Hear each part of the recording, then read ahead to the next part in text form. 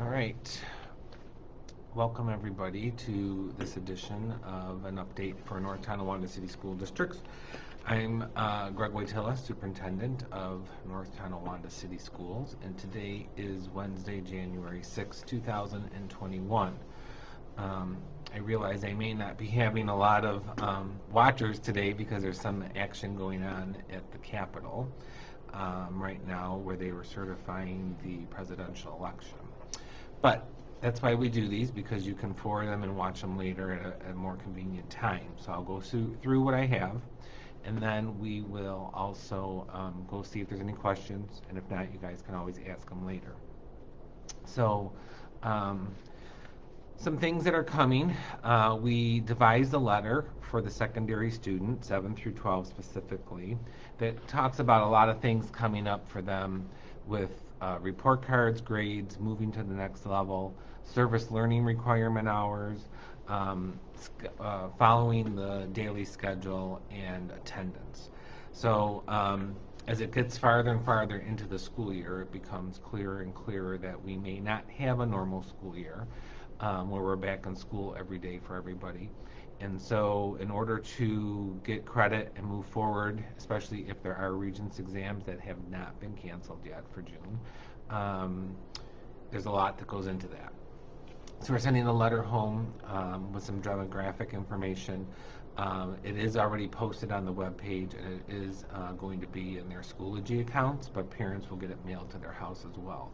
So we want everyone to take serious following their schedule, doing their assignments, asking for help if needed. We're here to help, as well as making sure those 12th graders are on track for graduation with their service learning hours and all their credits.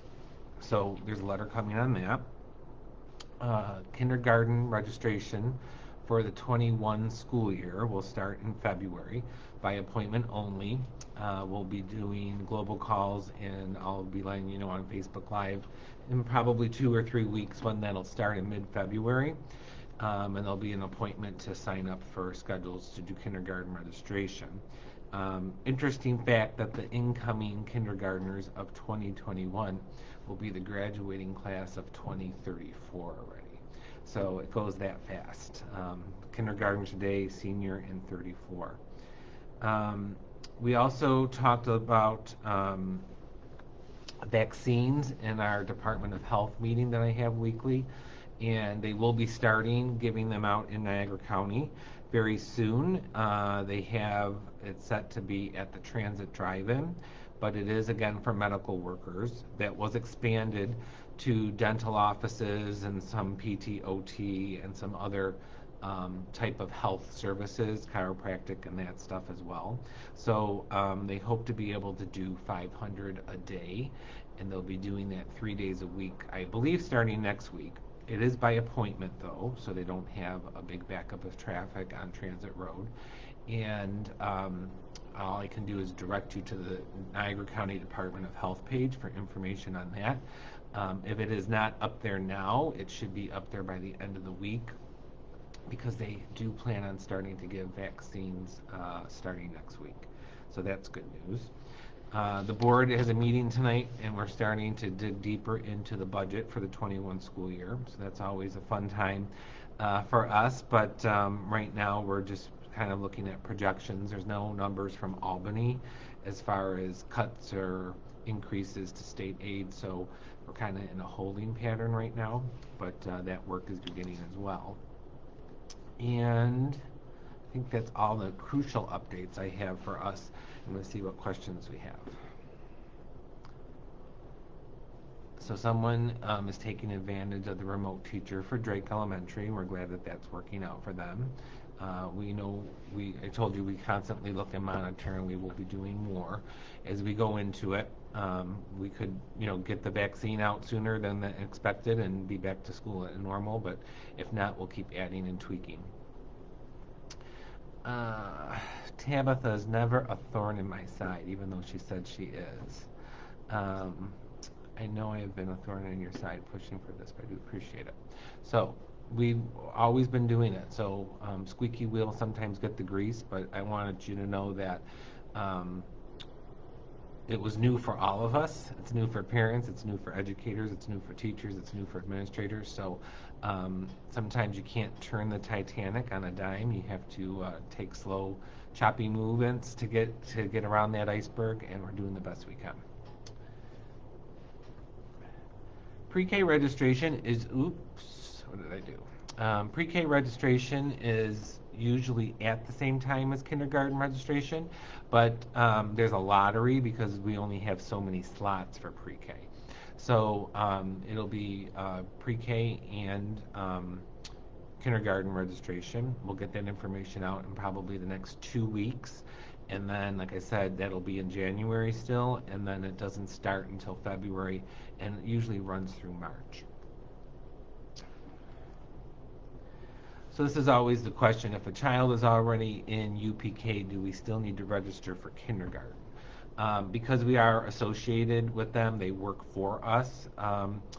The Carousel Academy, they do give us those names, and so there's not an additional need for kindergarten registration, but there is some screening and things that we have to make sure that you are getting taken care of, so you'll get some information from the Carousel Academy about what your next steps are for kindergarten.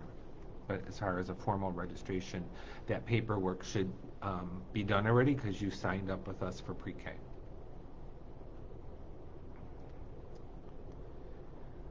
So someone's asking, are there any updates for the coming year in UPK?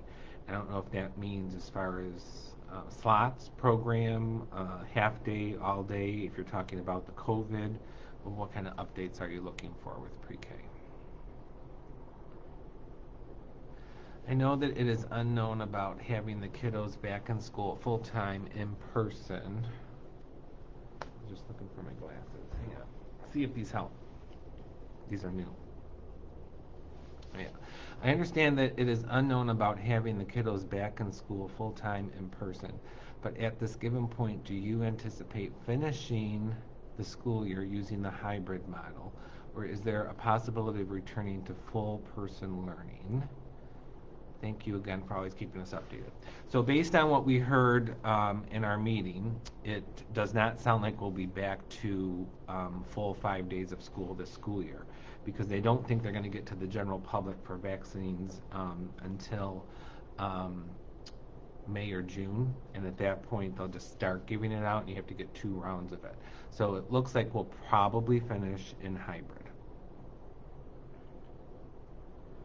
Might be a crazy question, but is the board meeting open to an audience?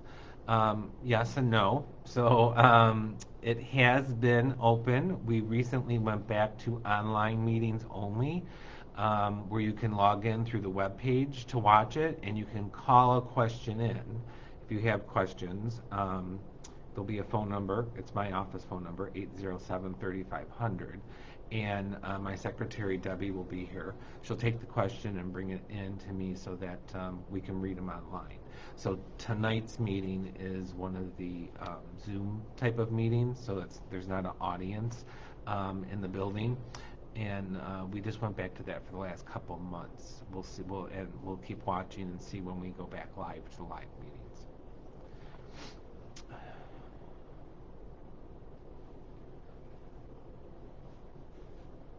So Cassandra Elizabeth is strongly considering leaving the district if hybrid continues. It is insufficient. So we're sorry to hear that. I don't know of a lot of districts who aren't in hybrid, so I don't know where you're going or if you mean you're going to be homeschooling, but we hope to have you back when we can get back to normal.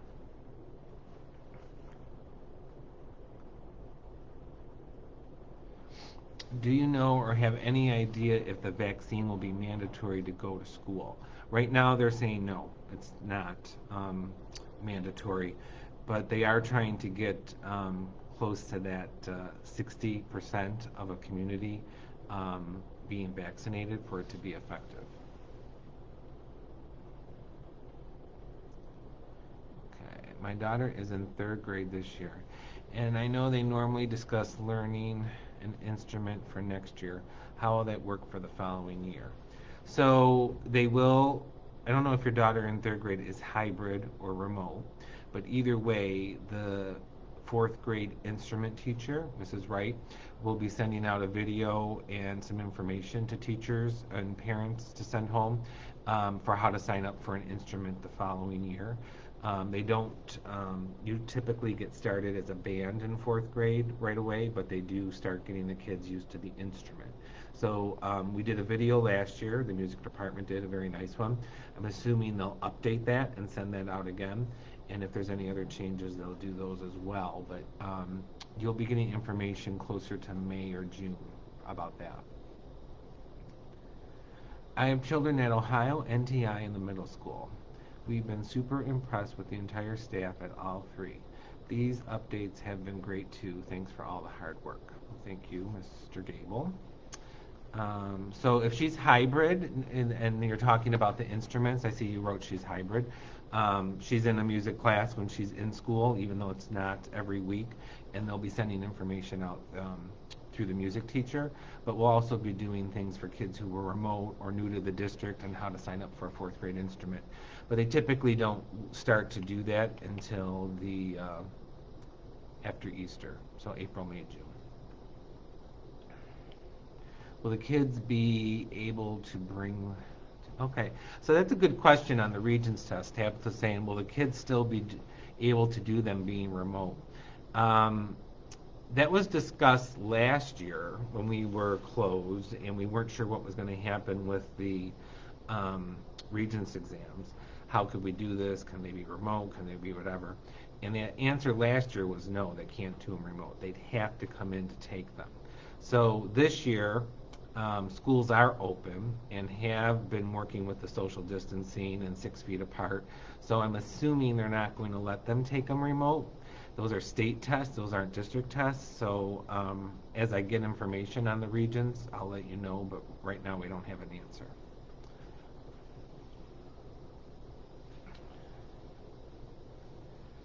Yeah, we've had the Wednesday question for a long time about teachers working remotely on Wednesdays. And it's was discussed with the board. It was not received well. And there's a number of reasons and other union issues that go into it. I know some districts do it and some districts don't. Some districts have kids in on Wednesday. That's more the direction the board would like to go in than having a remote Wednesday. So right now, as far as letting teachers work home remotely, that's not possible. All right. Well, I know there's bigger fish to fry today in the state capitol with all the action going on there. So even though this was only about a 12 or 15-minute update, there's not a ton of changes. Our rates are on a rise, but in the school we've been pretty good. We haven't had a ton of positive cases coming in after the holidays. Of course, that probably won't hit us to next week.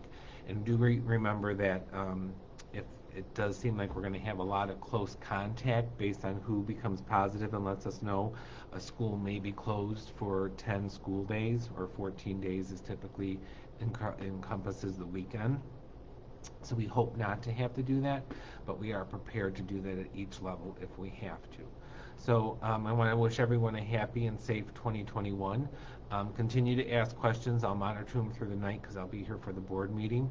And if you want to watch the board meeting this evening, it starts at 6:30, and there is a link on our webpage at www.ntschools.org.